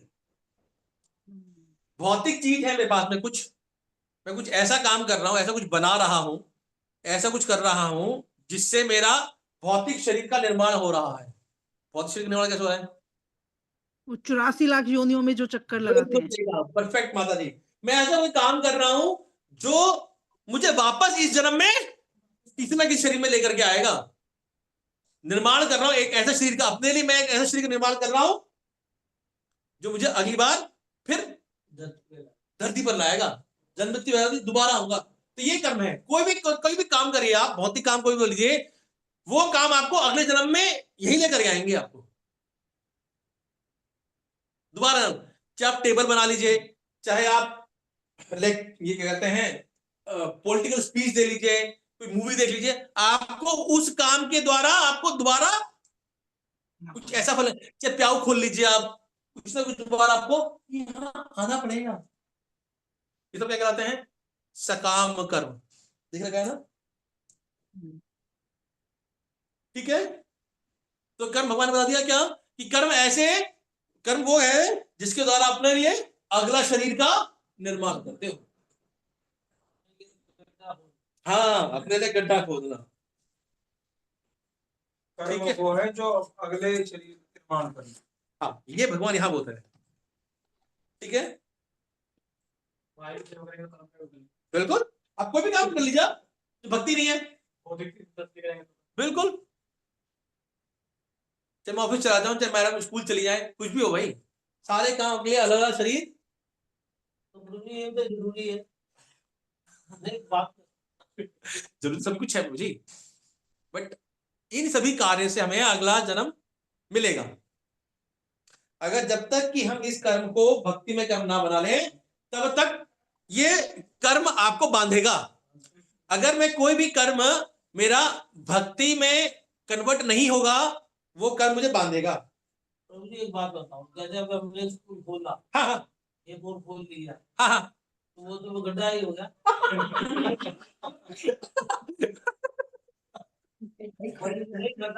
देखिए मैं बता रहा हूं ना, मैंने क्या बोला, जब तक मेरा कोई भी कर्म भक्ति की तरफ नहीं मुड़ता है, वो मेरे गड्ढा ही खोदेगा। लेकिन वो लिटिल गोपाला है, इसलिए वो गड्ढा नहीं होता। लिटिल गोपाला के अंदर आप अपना लिटिल लिटिल करते जाओ।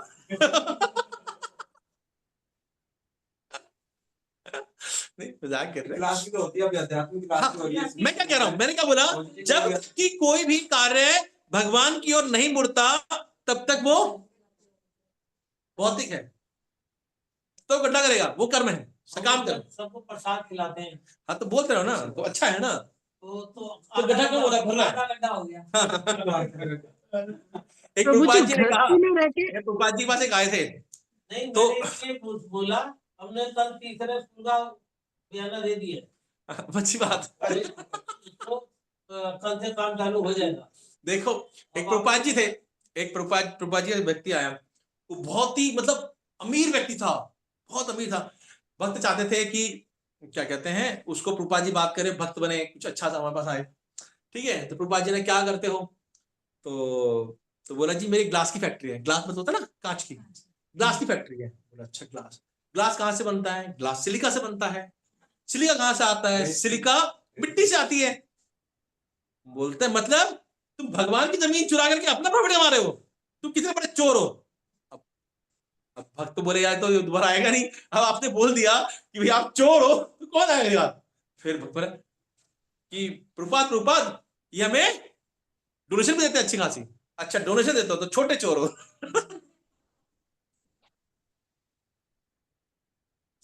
ठीक है, वो आधे घंटे वाली बात है। ठीक है, तो ठीक है, तो इसका मतलब तीन तो समझ आ गया प्रभु आपको, जी, तीन जो बार। जो हम गृहस्थी में रहकर काम करते हैं, तो वो सारे हमें मतलब नरक के द्वारी पे लेके जाएंगे अगर हम नर्क के द्वार नहीं गृहस्थी। माता जी, नर्क नहीं कह रहा मैं, आपके लिए अगला जीवन कर रहे हैं जब तक कि हम वो आसक्ति के प्रदान कर रहे हैं। अगर मैं अपने परिवार के प्रति बहुत ज्यादा आसक्त हूं तो मेरे लिए अगला जन्म तैयार कर रहे हैं यहीं पर हाँ, मेरे लिए अगला शरीर तैयार कर रहे हैं, जन्म नहीं, अगला शरीर तैयार कर रहे हैं। जी एज अ ड्यूटी समझिए, कोई वो नहीं। हाँ, लेकिन प्रभु आसक्त जी, नहीं है, आसक्त नहीं है। गृहस्थी भी तो ईश्वर ने ही दी है ना। अब बच्चे भी तो ईश्वर ने दिए हैं, अब उनका पालन पोषण भी तो फिर वो माँ बाप का हमारा ही कर्तव्य कर्म है होगा माता ना। जी, सब कुछ हमारा ही कर्म है। बट यहाँ पर भगवान ने हमें गृहस्थी पालने के लिए भेजा है। हमें यहाँ पर भगवान ने बोला है कि भक्ति करो और वापस मेरे धाम में आओ, असली गृहस्थी वहां पर स्टार्ट करो अपनी। अभी आपका जो बेटा है माता जी, आज से 40 साल पहले वो आपका बेटा था नहीं था? आज से 40 साल नहीं, बाद बेटा रहेगा? वो नहीं रहेगा, ना ना ना। नहीं रहेगा ना। तो फिर शाश्वत जीवन जीना है यहाँ। ठीक है, एज ए ड्यूटी आप करिए और आसक्त मत होइए अपने परिवार से या अपने कर्मों से या अपने जॉब से। दैट इज कॉल्ड भक्ति। जी, बच्चों को पालने के लिए तो माया चाहिए, माया की ओर भी जाता है। क्यों जाते हैं? भगवान तो बोलते रहे ना कि वैश्य काम ही है भाई। तो आधा घंटा हो तो ठीक। हमें देखो, मैं बार बार आपसे कह रहा हूं कि आधा गड्ढा पूरा गड्ढा नहीं है। हमें यह करना है कि कोई भी कार्य जो भगवान की ओर लेकिन नहीं जा रहा, वो मेरे लिए गड्ढा खोद रहा है। चाहे थोड़ा खोदे या पूरा खोदे, गड्ढा खोद रहा है। ठीक है, बट अगर मैं कोई भी कार्य कर रहा हूं, जैसे राजा तो वो भी थे, युधिष्ठिर महाराज भी थे या राज्य, ठीक है, उन्होंने पूरा राजपाट किया और खूब ठाट से जी, ऐसा नहीं ठाट से रहते राज्य की तरफ पूरा। ठीक है, छोड़ के हिमालय चले गए, क्या सब छोड़ के हिमालय हाँ, चले गए। बट उनका कार्य क्या था कि मेरे हर कार्य से भगवान प्रसन्न होने चाहिए, मैं हर जो कार्य करूं भगवान की प्रसन्नता से करूं। हाँ, कोई भी हो, कोई भी राजा हो, चाहे आप ये देख लीजिए परीक्षित महाराज देख लीजिए, उसके बाद में एक वो महाराज थे ना, क्या नाम है, भरत महाराज थे। महाराज थे, भरत। ठीक है, और राजा भरत थे। Everyone was doing everything for duty. मेरा कर्तव्य है और कर्तव्य की तरफ कोई आसक्त नहीं है। भरत महाराज ने कहा भाई काम हो गया मेरा, अब मैं चाह रहा हूं टाटा बाय बाय। परीक्षित महाराज ने कहा 7 दिन बनने वाला हूं, बेटा तो संभाल, मैं जा रहा हूं। आसक्त बिल्कुल नहीं था, बेटे से आसक्त तो नहीं हूं, पत्नी की तरफ मुड़ के नहीं देखा, मां की तरफ सोचा भी नहीं। ये होता है as a matter of duty. Prabhu ji घर में कहते हैं जाते जाते मेरे 2 काम और कर दे, क्लास बाद में जाइए तो क्या प्रभु जी पिता तो कर लेगा लेकिन माता नहीं कर पाएगी ये काम। ये कार्य और माता प्रभु जी बताओ ना। माता जी का प्रश्न है, हाँ एक मिनट बताते हैं। माता जी का प्रश्न है कि पिता कर सकता है क्योंकि पिता पत्थर दिल होता है और माता होती है, माता करुणा हृदय होता है, इसलिए माता नहीं कर पाती। सही है ना, यही हो मतलब ना। हाँ हाँ, हमें ये ना, पिता जो होता है पत्थर दिल के होते हैं, ठीक है, उनका तो फर्क पड़ता नहीं है, बेटा जाए भाड़ में या नहीं जाए फर्क नहीं पड़ता, ठीक है। बट एक्चुअली आप देखेंगे शास्त्रों के अंदर बताया गया है, देखिए धृतराष्ट्र महाराज थे, धृतराष्ट्र महाराज थे, उनको 100 पुत्र करने के लिए 50 जन्म लगाने पड़े, बच्चे तो हैं। तो नॉर्मली एक पुरुष जो नर की जो होती है वो थोड़ी सी अपर है कि वो भक्ति की और स्त्रियों के अंदर ये है कि वो भगवान की तरफ जल्दी आकर्षित हो जाती हैं, बस प्रगति पुरुष के माध्यम से होती है उनकी, कई जगह पर देखा जाता है, ठीक है। बट ये योनि होना एकमात्र नहीं है कि आप भक्त नहीं बन सकते हैं। कुंती महारानी है, द्रौपदी है, ठीक है, और बहुत सारे भक्त हैं जो स्त्रियां थे। दूसरा क्या, कलयुग में तो मीराबाई थी, मीराबाई सबसे बड़ी भक्त थी कलयुग की। और एक अंडाल करके एक लेडी थी, वो आलवार थी, वो भी एक लेडी थी। कई है, ऐसा नहीं है नहीं होती। योनि होना जरूरी नहीं है कि आप आसक्त हैं या नहीं है, ठीक है। अब आप बोलेंगे मैं तो गाय हूं, ये गाय बेचारी क्या कर, ठीक है, नेचुरल बात है। योनि आप अगले जन्म में वो पुरुष भी बन सकते हैं, पुरुष तो हो सकता है, ऐसा नहीं है। बट ये एकमात्र क्वालिफिकेशन नहीं है, मैं बार बार से कह रहा हूं। कई भक्त हैं, प्रभुपाद जी की शिष्य हैं जो लेडीज हैं, ऐसा नहीं कि हजारों थी। गुरु महाराज जी की मदर, उन्होंने तो जंगल ही भेज दिया था। बहुत सुंदर एग्जाम्पल दिया कि पिता ने तो मतलब बिल्कुल निष्ठुर थे। माता ने कहा 5 साल के बच्चे को, बोले तू जा जंगल जा। जंगल 5 साल का छोटा सा बच्चा कितना होगा बताओ, फर्स्ट क्लास वाला बच्चा। मैडम बताओ फर्स्ट क्लास में कितनी अकल होती है उन बच्चों में। अब उसको बोला तो जा जंगल जा, हाँ मैं तेरे लिए कुछ नहीं कर सकती, जो करेंगे भगवान करेंगे, जा जंगल जा। कर सकते हो आप? नहीं कर सकते। तो जरूरी नहीं है योनि होना इज नॉट अ कैटेगरी कि हम भक्त होंगे या नहीं होंगे। बट भक्तों का संग करना और भक्तों की सेवा करने से हमें सब प्राप्त हो जाता है। भक्तों का संग और भक्तों की सेवा से हमें सब कुछ प्राप्त हो जाता है, ठीक है। किसी का प्रश्न, टीका, टिप्पणी, किसी का प्रश्न है कोई? आप मुझे बताओ ना, मैं तो ये कह रहा था हाँ कि अब क्या क्लास में जाने का टाइम हो रहा है, हम लेट हो रहे हैं, ऊपर से 2 काम घर के कर दे, हम उन्हें मना कर देते हैं, तो ये गलत तो नहीं है ना? हमें तो क्लास में जाना है। लॉन्ग टर्म के लिए तो सही है। आपकी भक्ति अगर मां प्रसन्न रहेगी तो भक्ति कंटिन्यू रहेगी ना। अगर इस तरह पत्नी भी कुछ कह देती है, पति करता है भाई, बोला अगर ज्यादा करूंगा मंदिर जाते थे तो मंदिर जाने बंद हो जाएगा मेरा। तो इस तरह स्त्रियां भी होती हैं, पति को संतुष्ट करती हैं कि भाई पति संतुष्ट रहे तो भैया हमारा मंदिर आना कंटिन्यू रहता है। ये इनके प्रकार है मना कृष्ण विषय, ठीक है। अगर आप बात मान के चलिए, एग्जाम्पल के लिए बात कर रहे हैं हम, कि आप सोचिए मैं आज से 64 माला करूंगा और रोज 4 घंटा क्या कहते हैं रीडिंग करूंगा और 2 घंटा हियरिंग करूंगा। कितना हो गया भैया? पॉसिबल कितना है? हो सकता है कि उसके लिए आपको हो सकता है कि 4 या 5 घंटे सोना पड़े, आपका शरीर अलाउ नहीं करेगा आपको। समझ रहा है? तो क्या लॉन्ग टर्म क्या है? गोल तो यही है कि आपको कॉन्स्टेंटली भगवान का चिंतन करना है, कॉन्स्टेंटली करना है ना चिंतन। बट प्रयास करें कि हम जितना ज्यादा हो सकते करें। बट शरीर मेरे लिमिटेशन में, जब तक मेरा शरीर गोस्वामी जैसा नहीं होता कि मैं 2 घंटा सोऊं और सिर्फ छाछ पी के रह सकूं, मेरा शरीर ऐसा नहीं है भाई। मेरे अपने शरीर के लिमिटेशन। कंसर्न कर तो करना ही चाहिए, पड़ेगा। क्या कंसर्न तो करना ही चाहिए। हाँ कंसर्न करना चाहिए, जिम्मेदारी, ठीक है। थोड़ा लेट आ जाएंगे, हाँ बट हर बार नहीं, पहले पूछ के रखना की बात। इस बार बोलेंगी मम्मी मम्मी पहले बता दो 3 कुछ काम हम है तो नहीं है, ठीक है। भक्त बड़ा चतुर होता है भाई, भक्त बड़ा चतुर। बता दो 4 बजे तो पूछ लो, बताओ मम्मी मेरे को निकलना है थोड़ी देर, बता दो फिर आप। हाँ मम्मी अब 5 बजे तो बोलेगी नहीं एकदम से, अरे अभी याद आ गया, ठीक है। और किसी का प्रश्न है? नहीं प्रभु जी। ठीक है, तो हम बात करेंगे कि अगली बार आप प्लीज पढ़ के आइए अगले के 7 श्लोक, कि हम इसको फास्ट खत्म कर सकें। समझाने के चक्कर में टाइम बहुत ज्यादा निकल जाता है, हमें इसको फास्ट ट्रैक में करना है। आपको समझाने के चक्कर में हम बहुत स्लो चल पाते हैं, ठीक है। ठीक है। तो प्रयास हरे करें कृष्ण हमको प्रभु जी। खत्म करना है हमको, ठीक है। हरे पढ़ के कृष्ण आइए। Prabhu ji. Hare Krishna, thank you very Hare much. Krishna Prabhu ji. Hare Krishna. Hare Krishna Prabhu, Krishna Hare Krishna. Hare Krishna, वंदना प्रणाम। धन्यवाद।